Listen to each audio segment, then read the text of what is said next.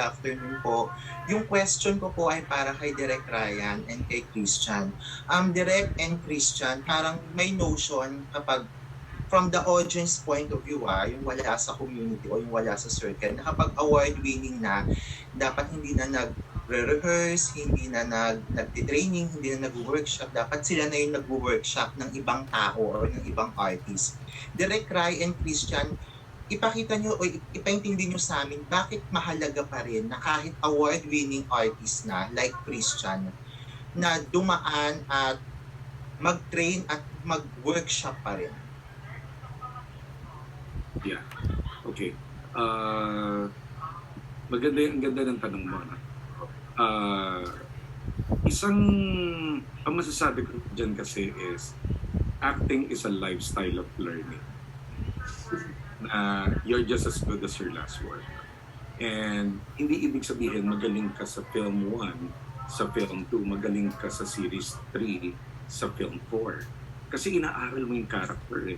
Ang acting kasi, hindi parang paggawa ng tinapay na pare-pareho, hindi paggawa ng chair na pare-pareho na inartintero. Parang iba lagi yung sukat niya. And yung artista ang nagpapabuhay nun eh. Di ba nga, ang writer at director, siya yung nagbibigay ng blueprint. Pero yung artista ang animator. Siya yung magpapabuhay. So ngayon, kung let's say, ang advantage lang nung mga artistang matatagal na at award-winning na, or let's say, been there, done that, mabilis silang makakope up, alam na nila yung gagawin nila. But still, dapat ang artista nag-aaral pa rin. Nag-aaral pa rin kasi naniniwala ako na ang artista pwedeng mangalawang. Artist can rust anytime. So para siyang gym din ng katawan na kapag hindi mo inalagaan, di ba parang lagi ko nga sinasabi,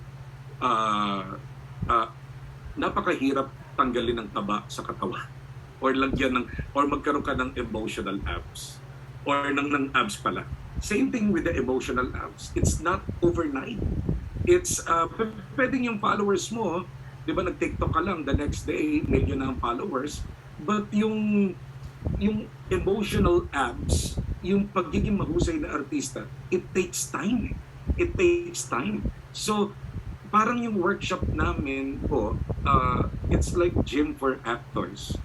Na habang tumatagal sa training, lalong humuhusay kasi we keep on discovering ourselves. And para lang siguro in layman's term, pansinin ninyo, iba yung acting nung 60s, nung 70s, para pag nagda-dialogue sila, para silang tumutula. O let's say sa Philippines during the 80s, laging pasigaw, di ba? Pero that was okay during that time. And tayo, bakit ko sinabi yun? Kasi it keeps on evolving. Acting changes because people change.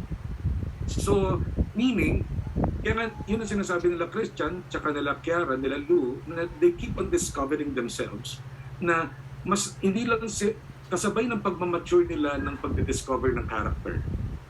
Nadidiscover din nila what they can give. Mas nakikilala nila yung sarili nila dahil sa pagbuo nila dun sa character na yun. Kaya nga yung tanong kanina ni girl kay Christian, na anong pakiramdam kapag hindi natuloy at nag-prepare ka? Para kang buntis na nakunan. Kasi parang, inalagaan ko, nag-prepare ako, tapos nagkaroon ako ng miscarriage. Eh, di ba yung mga nagkakaroon ng miscarriage, okay, let's do it again. Di ba, charge it to experience. Ganun din dapat ang artista na parang isang batang, di ba, yung inalagaan niya for 9 months, inagalagaan niya for 9 months. Nung lumalabas na yung ulo ng bata, ang saya-saya ng pinangalanan niya. Bonus na lang yung magkaroon ng award eh. Kaya ako, hands off ako dun sa mga artistang kahit na award-winning na, kahit ng mga veteranong artista na, nag-workshop pa din. Kasi ang pag-workshop, minsan nagkakaroon lang tayo ng notion na pag nag-workshop ka, hindi ka magaling. Ipa-workshop muna ulit yung kidirect, ipa-workshop muna ulit yan sa acting coach. Hindi eh. ang pag-workshop, kahit mahusay ka na, mas pinahuhusay ka pa. So parang sword, di ba? Mas nililinang, mas pinatitibay, mas pinakikinang, kumbaga sa daya mo. Wow, nice points from you, Direct Ryan. How about you, Christian? Siyempre, ikaw considered ka na may pride and premium ka na bilang award-winning actor. Pero bakit pumapasok ka pa rin at hinahayaan mo pa rin yung sarili mo na mag-workshop?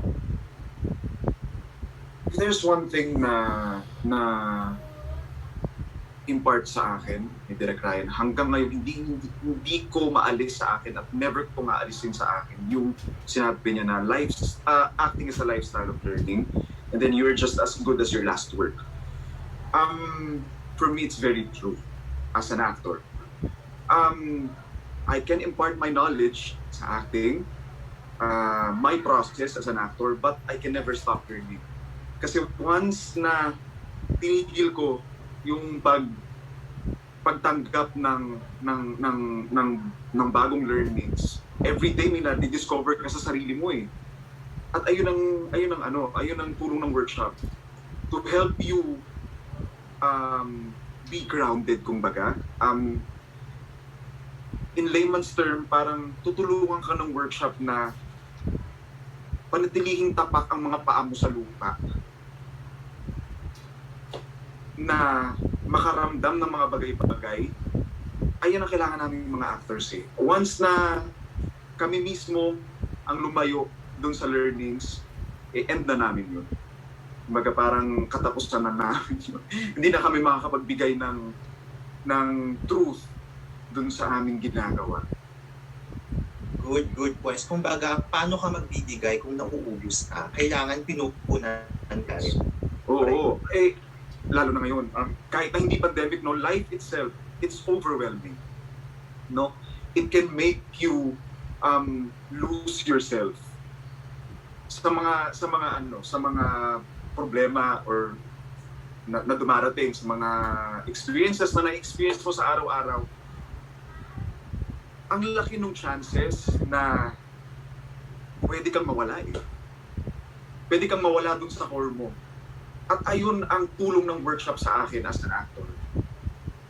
It keeps me intact with myself. It keeps me intact with my core. Ayun.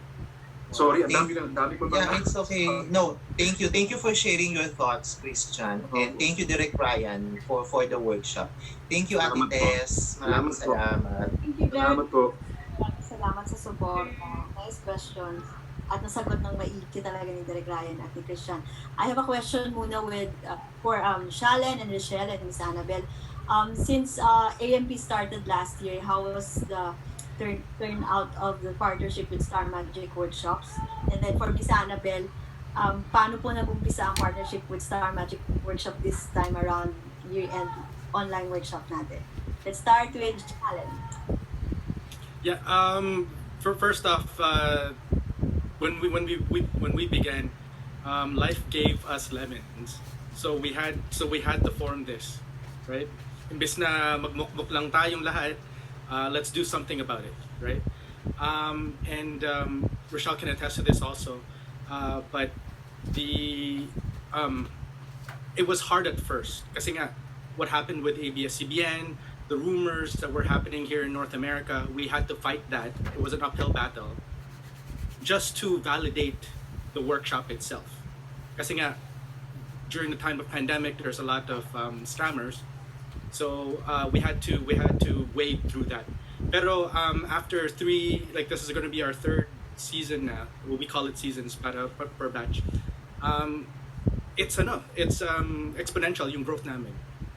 Right? Di ba, Rochelle? You want to add to that? Yeah, actually, well, Canada has one of the largest Filipino ethnic community in the market for the performing arts. So the reason why because we have so many talents in Canada, but the thing is, in Canada, we're so busy. Everybody's so busy with everything. Like, performing arts becomes a secondary nature to us. Like, we don't even pay attention to it as much as there in the Philippines, because we're so busy 24/7. So having collaborated with Direct Ryan with the workshop, and it was a really good timing for us because of this pandemic too.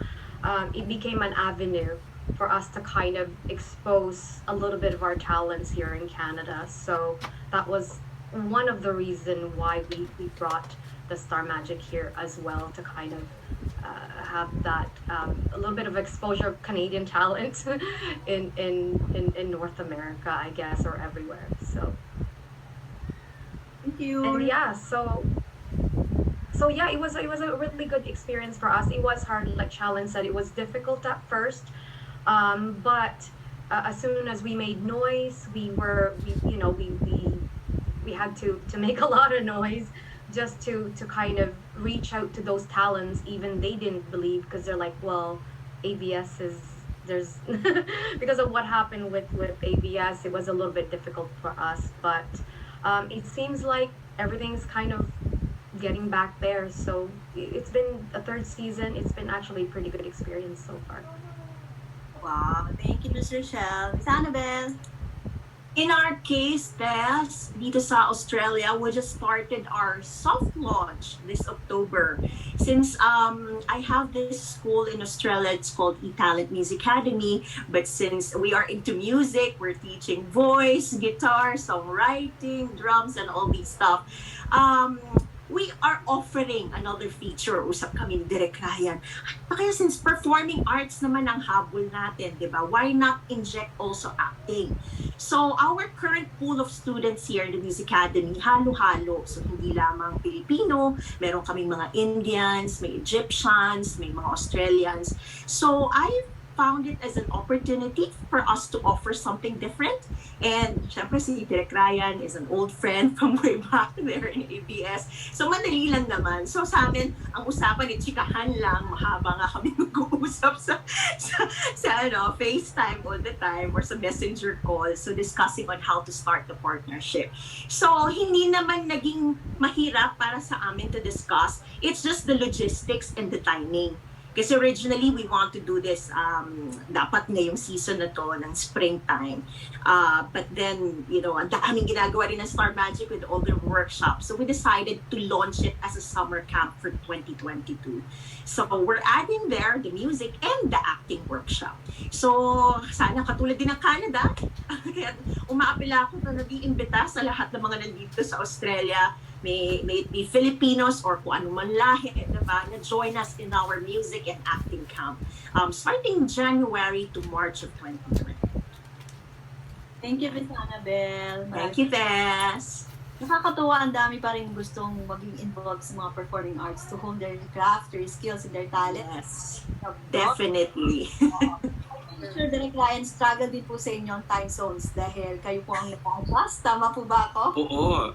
Tawag dito, fluctuating tuloy yung tulog namin. Kasi we need to do, like, alam mo, sa Canada, it's a 12-hour difference. O minsan, nagka-13-hour pa kapag yung daylight saving time. But at least, yung kay Annabelle naman, at least magiging konti yung adjustment if ever kasi 3 hours 3 hours time difference. But actually naka-adjust din naman na kami, Tess. May mga teachers akong mga midnight owl na kaya nila yung ganyan. Thank you, Direk. Next, we have Angel or Angelica Tordesillas of Metro That Style. Hi, Jel. You're on mute. Sorry. Hi, good afternoon. My first question is for Christian, Lou, and Kiara. Since they have taken the workshop of Director Ryan, what is the main thing that you remember or take into consideration in the teachings ni Director Ryan when you're getting into character? What in his teachings helps you to connect to your character whenever you play a role? So siguro let's start na lang with Christian. Ako lahat ng niya, yung 12 chabak tools, believe it or not, meron pa rin akong papel, yung papel na binigay sa akin sa workshop before. Every time na may shooting ako, taping, dala-dala ko yun. Guide ko yun eh. Oo, guide ko yun. Ayokong, hindi ako makapag-rely sa sarili kong memory na, parang ganito yung tinuro ni Direk, parang ganito. Hindi. May guide ako. May guide pa rin akong sinusunod para just to make sure na, okay, ito yan. So, ayun siya. Ano yung pinaka-challenging? Yun dun sa rules na na yon. For me, yung letting go. Oh, okay. Ang hirap nun. Mukha siyang madaling pakinggan, pero sa akin hindi ko alam sa ibang actors, pero sa akin, mahirap.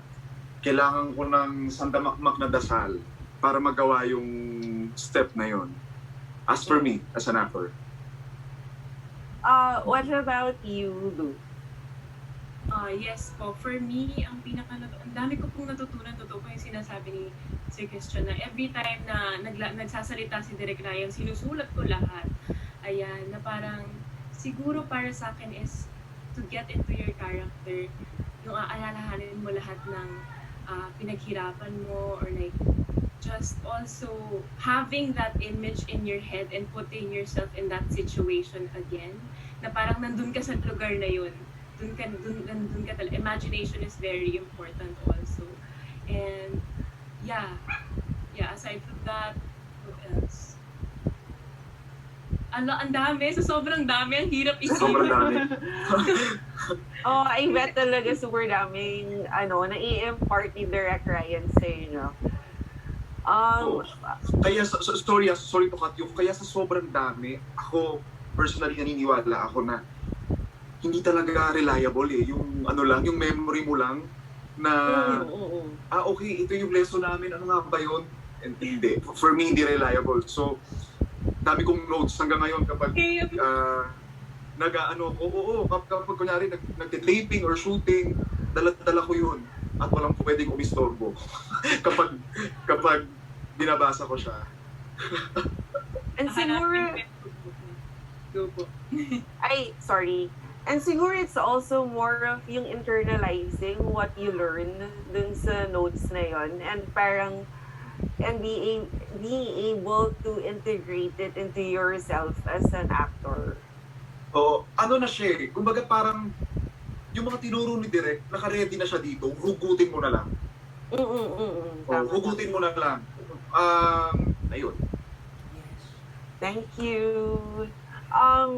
Si Kiara po. Hi po, Miss Jel.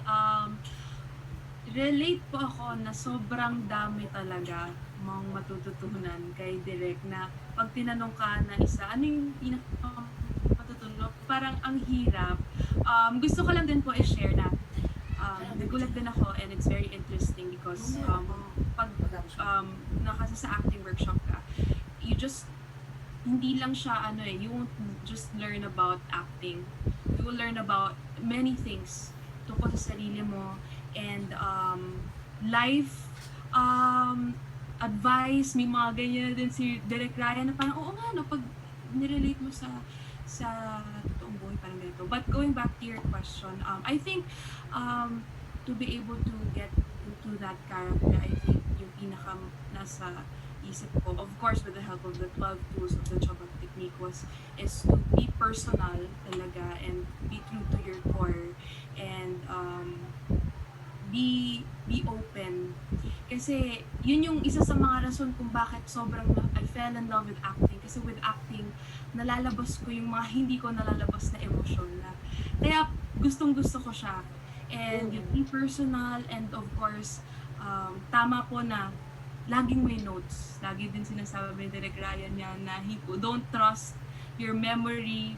Iba pa rin pag may notes ka. And totoo yun na until now, from nung unang public workshop ko pa lang and now dito sa ngayon artist training with Direk Ryan, same notebook pa rin yung ginagamit ko. And so looking back, parang, ito yung pinag-aralan ko dati, and now may bago ulit. So nakakatawa, and never ending learning experience siya with Direk Ryan. Galing. Ang galing naman yung tatlo. I'm looking forward to watching your future work, and also what your learnings have in store for your future projects.